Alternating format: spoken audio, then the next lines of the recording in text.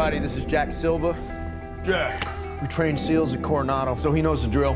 Welcome to Club, man.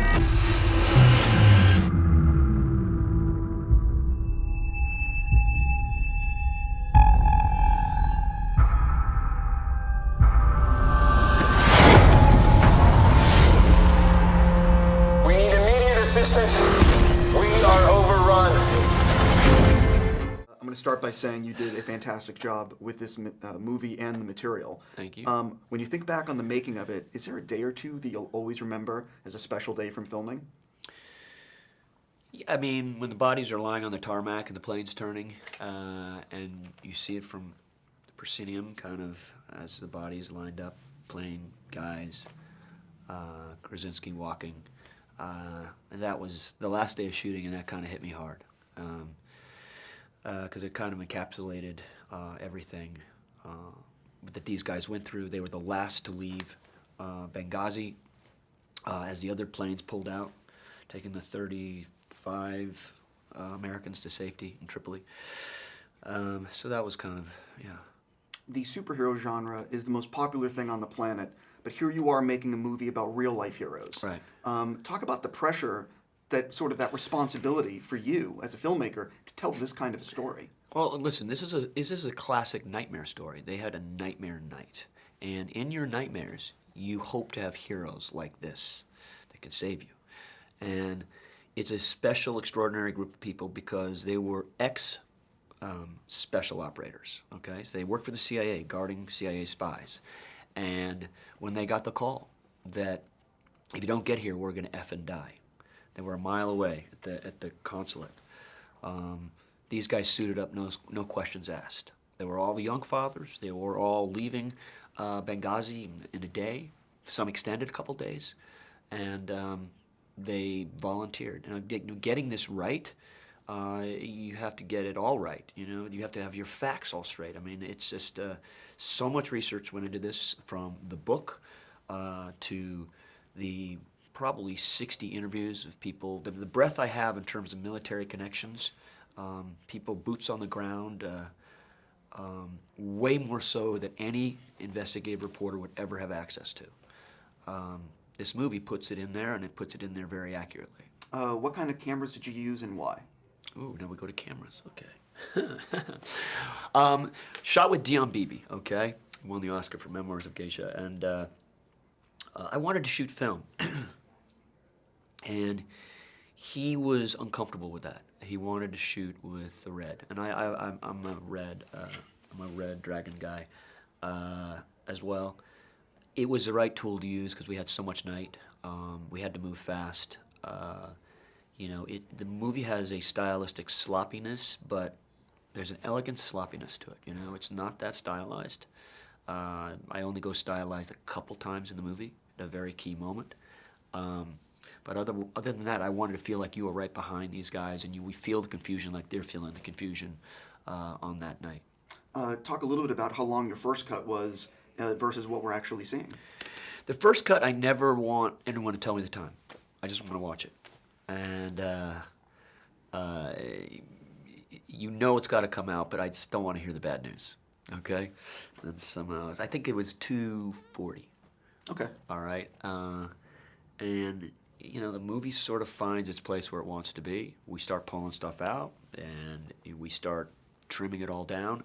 The intensity starts coming up. It's interesting how it works. Movies always seem to get better the more you start taking out. What was interesting about this movie, shooting it, because listen, I've done the blockbuster thing where it's like the crescendo to the scene. We can't do this. This is a true story. So it's the little human moments I'm shooting, and when you're shooting, they might be boring, they might seem insignificant. You start putting them together as these little collection of events, it becomes very, very intense. That was the thing that I found very surprising about the movie. It was because it is a intense hell night.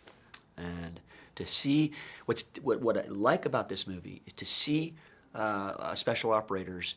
It's not just the montage of their tours. This is like you are on the mission that night for 13 hours. You see the ebbs and flows of the adrenaline and the anxiety and the tension, and it's like a horror movie, you know? That's one thing that I really got from the guys that were there. They had no idea who was good, who was bad. There's something that I read about Benghazi that living under Gaddafi in Libya, everyone knew everything because it was just such an oppressive state. So when you see this movie, it seemed like everyone around them, neighbors, whatnot, everyone knew the good guys, bad guys, but they had no idea.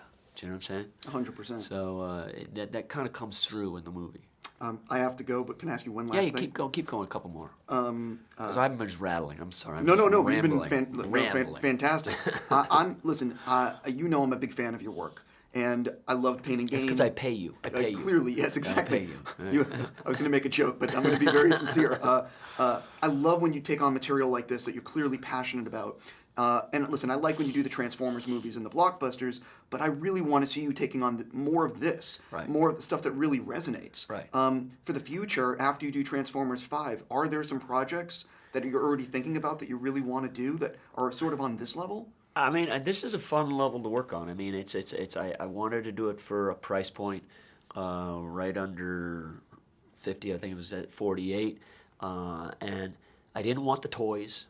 I wanted to keep a lot of handheld, and it's stylistically it helps the movie to make it a little more guerrilla in terms of shooting this. It's a fun way to work. It was interesting. We shot it in Malta. It was a completely foreign crew that I've never worked with before. A lot of English, Italians, French, Maltese, and but doing an American movie, there was this. I mean, I call it an American movie. It's not an American movie because it's got a universal story to it. Okay, but just noticing the crew was so into making the movie and getting it right. I don't know. It was a neat bonding experience with a whole foreign crew.